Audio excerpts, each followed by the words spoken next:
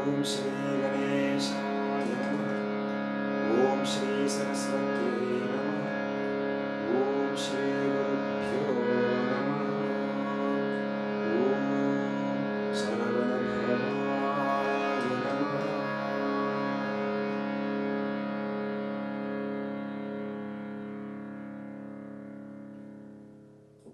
Hari Om, Namasté, Manakam, bonjour à toutes, je suis très content de retrouver Azot pour ce 7e jour du Karavadi où nous étudions les différentes étapes de la puja pour avoir une appréciation plus fine de ce rituel que nous observons depuis longtemps dans notre vie, tout simplement en analysant la description qu'un grand saint de notre tradition la donne à nous de la puja. Alors, nous l'avons vu, les différentes étapes où nous orne le Seigneur après le bain rituel, nous offre à lui les différents ingrédients, et puis nous offre à lui le plateau de Neivedyam.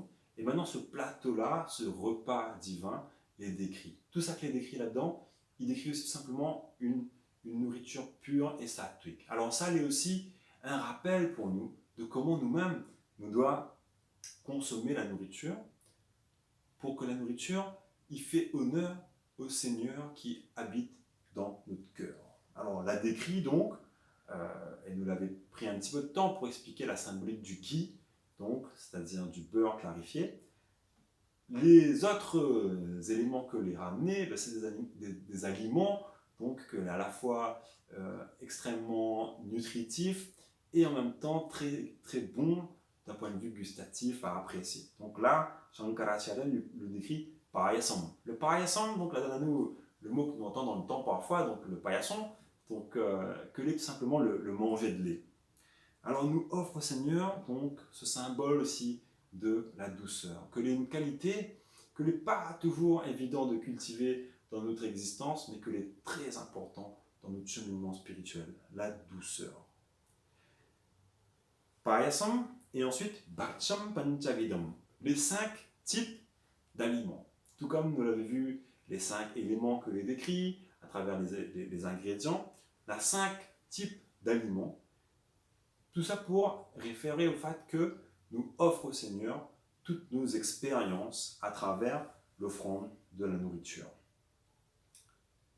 Payo Dadiyutam, alors nous offre à lui aussi le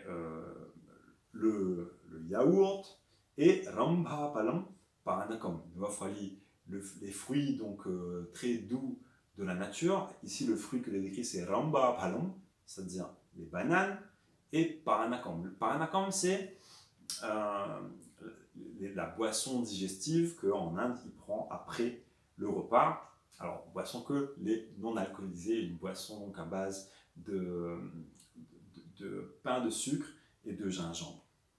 Et ensuite, Shakanam, Ayutam, Jaram, Ruchikaram. Nous offre toute une variété de légumes et de l'eau pure. Voilà le repas du Seigneur, voilà le repas divin qu'il donne à nous aussi une idée de comment alimente à nous. Et symboliquement, ça, il représente l'offrande de notre ego. Notre ego, est cristallisé dans notre identification avec notre corps. Et c'est quoi notre corps si ce n'est la nourriture que nous la consommons.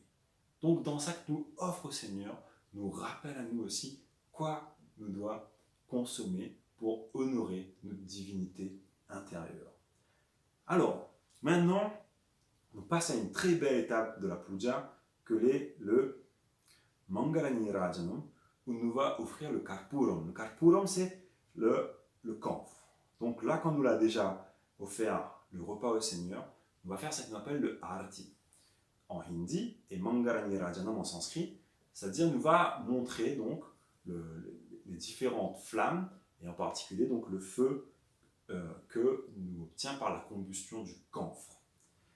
Alors, le camphre aussi, donc, par le fait d'allumer ce petit morceau de matière combustible, ça que nous représente ici, c'est que nous souhaitons embraser tout notre sens de limitation à travers notre attachement aux formes. Alors, on a quelque chose que m'avait oublié de dire un peu avant, donc on y revient, il n'est pas grave. Quand nous l'a offert des fleurs, l'étape où nous offre des fleurs au Seigneur, très souvent dans la tradition, c'est le moment où on va réciter donc, les différents noms du Seigneur. Souvent, nous chantons 108 noms du Seigneur. Toutes les formes du divin que nous vénérons dans l'hindouisme, nous va souvent vénérer Azot en récitant soit 108 noms, soit Azot milliers de noms. Donc, et tout ça pour rappeler à nous quoi? Alors 108, ou même un millier, il veut dire que le Seigneur, il a une infinité de noms. Aucun nom, ni aucune forme, il peut définir le Seigneur dans sa totalité. Donc, nous rappelle à nous de ça, qu'il n'est pas possible de limiter le Seigneur à un nom et à une forme. Et nous veut justement libérer à nous de cette ignorance, de cette obscurité qui consiste à croire que ça n'est que le monde des noms et des formes que l'est la vérité. Donc, nous embrase ce camphre-là, qui représente notre ego, et c'est à la lumière de ce camphre qu'il consume à lui que la lumière il va jaillir pour permettre de voir maintenant la forme du Seigneur. C'est cette vision-là que nous va pouvoir avoir seulement par le fait de lâcher prise sur notre ego, de complètement laisser notre ego être consumé dans le feu de la connaissance. Alors, quoi il veut dire consumer notre ego ou bien notre ignorance dans le feu de la connaissance? Là, nous doit référer à nous quand même à un très beau dicton que la tradition grecque la offre à nous à travers les paroles de Socrate qu'il dit à ses disciples, que tout il va répéter, donc Platon, Aristote. Donc ce grand dicton où ça lui dit tout ça que m'y connaît, c'est que m'y connaît pas rien. Nous reconnaît notre ignorance. Nous reconnaît qu'en vérité, Dieu n'est pas quelque chose que nous peut appréhender avec notre intellect limité. Et c'est pour ça que tout de suite après la vision de Dieu, nous va prosterner. Alors ça d'ailleurs, il va être décrit juste après. Mais l'idée du morceau de camphre que nous brûle, c'est-à-dire que nous abandonnons notre arrogance de pouvoir prétendre que nous connaissons la vérité avec notre intellect limité. Nous lâchons prise sur notre sentiment que nous connaissons quoi les vrais. Alors, ça c'est très intéressant parce qu'il veut dire que si nous accédons à cette compréhension-là, nous sommes capables de vivre tout ça qui arrive à nous dans notre vie avec beaucoup d'ironie. Nous pensons que nous connaissons ça qui serait bien pour nous, ça qui n'est pas bien pour nous, ça qui serait bien pour le monde, ça qui n'est pas bien pour le monde.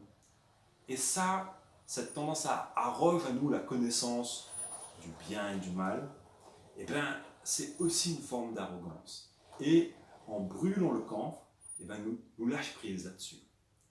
Nous lâchons prise sur le fait que nous croyons détenir la vérité. Alors, les traits caractéristiques le camphre, parce que quand ça va brûler le camphre, eh bien, si c'est un vrai camphre pur traditionnel, d'abord, il ne va pas faire de fumée quand il brûle, et ensuite, eh bien, il n'y aura plus aucune trace du camphre après. C'est-à-dire, une fois que vous êtes prêt à reconnaître que toutes les connaissances que vous en avez, et comme il dit ou, c'est pas pour dire ou, c'est pour dire moi-même avec. Une fois que nous les prêts à reconnaître que toutes les connaissances que nous en avons, c'est des connaissances que les limitées. Alors là, ben, nous lâche prise donc, sur notre sentiment que nous connaissons comment les choses devraient être et nous connaissons que les choses ne sont peut-être pas comme ils devraient être. Nous lâche prise là-dessus et nous apprend à reconnaître que la grâce du Seigneur l'est présente partout où ça que nous l'est, quel que soit notre jugement, que nous reconnaissons ou que nous ne reconnaissons pas, la grâce du Seigneur l'est là. Alors, ça donc, c'est une étape très importante de la puja, où nous essayons de complètement absorber à nous dans cette vision du Seigneur-là et oublie tout le reste. Oublie toute notre insatisfaction, oublie toute notre frustration, oublie toutes nos afflictions, nos tristesses, notre chagrin, nous oublie tout. Et nous reste tout simplement avec la dévotion pour Dieu, avec la satisfaction dans sa présence, avec le contentement et en restant conscient de sa grâce. Avec ça, je termine le deuxième paragraphe de Shiva Mahanasapuja et nous termine comme d'habitude avec un petit bhajan. Allez.